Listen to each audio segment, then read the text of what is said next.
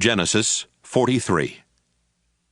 The famine in Canaan got worse, until finally Jacob's family had eaten all the grain they had bought in Egypt.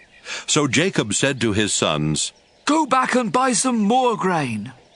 Judah replied, "The governor strictly warned us that we would not be allowed to see him unless we brought our youngest brother with us.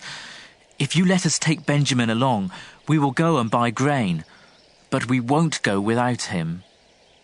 Jacob asked, "Why did you cause me so much trouble by telling the governor you had another brother?"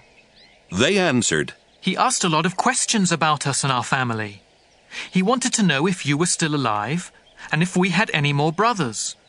All we could do was answer his questions. How could we know he would tell us to bring along our brother?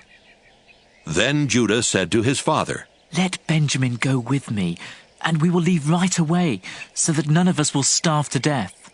I promise to bring him back safely, and if I don't, you can blame me as long as I live.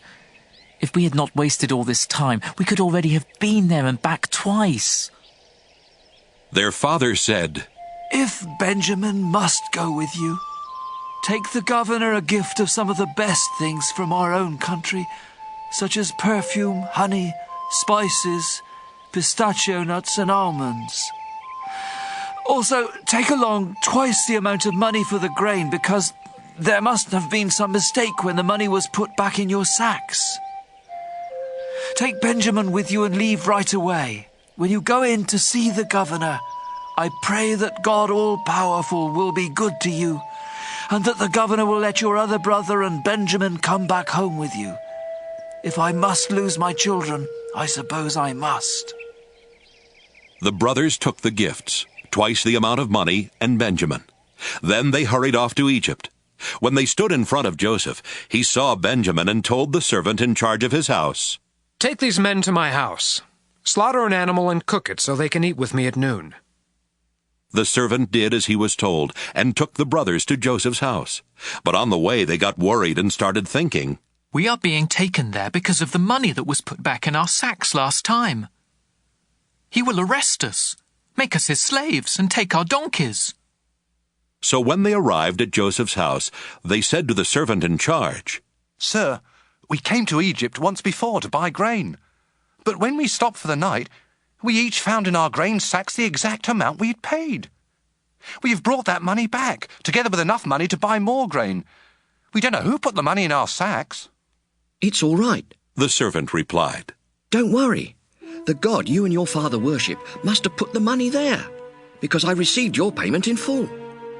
Then he brought Simeon out to them. The servant took them into Joseph's house and gave them water to wash their feet. He also tended their donkeys.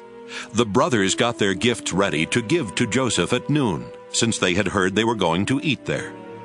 When Joseph came home, they gave him the gifts they had brought, and they bowed down to him. After Joseph had asked how they were, he said, "What about your elderly father? Is he still alive?" They answered, Your servant, our father, is still alive and well. and again they bowed down to Joseph. When Joseph looked around and saw his brother Benjamin, he said, "This must be your youngest brother, the one you told me about. God bless you, my son." Right away he rushed off to his room and cried because of his love for Benjamin. After washing his face and returning, he was able to control himself and said, "Serve the meal." Joseph was served at a table by himself, and his brothers were served at another. The Egyptians sat at yet another table, because Egyptians felt it was disgusting to eat with Hebrews. To the surprise of Joseph's brothers, they were seated in front of him according to their ages, from the oldest to the youngest. They were served food from Joseph's table, and Benjamin was given 5 times as much as each of the others. So Joseph's brothers drank with him and had a good time.